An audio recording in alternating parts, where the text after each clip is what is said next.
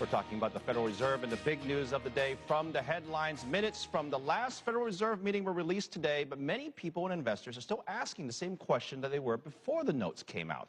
When will America's central bank end or stop or reduce the $85 billion a month asset buying spree?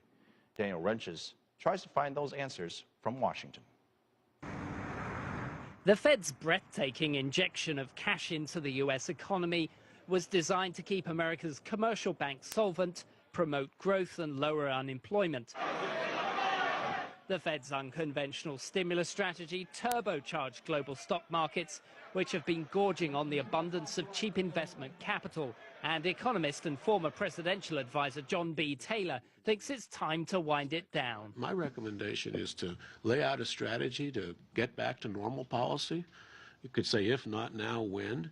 It's not going to be easy. That's what we warned about way back when. But that's what this economy really needs. It needs some predictability about policy. It needs to get back to a normal policy. You go around the world and talk to central bankers, they crave the day that they could be back to normal kind of policy. They don't like this. The newly published minutes of the latest meeting of the Federal Open Market Committee, the central bank gurus who will decide when it's time to get back to normal, shows that they're not going to do anything just yet because they're still unsure of the U.S. economy's underlying strength. The latest growth, jobs and housing data leave some room for doubt.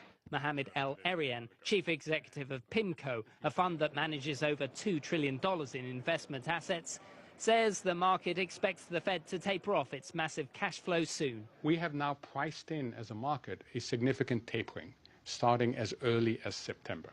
And that has got an impact. You're seeing the housing market weaken. House builders have gotten hit really hard on the equity market, and you're seeing the effect of that.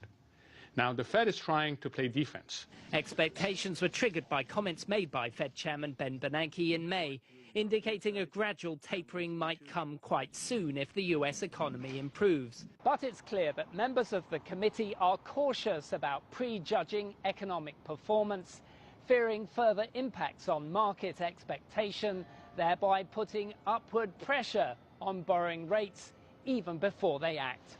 Daniel Wrenches, CCTV, Washington.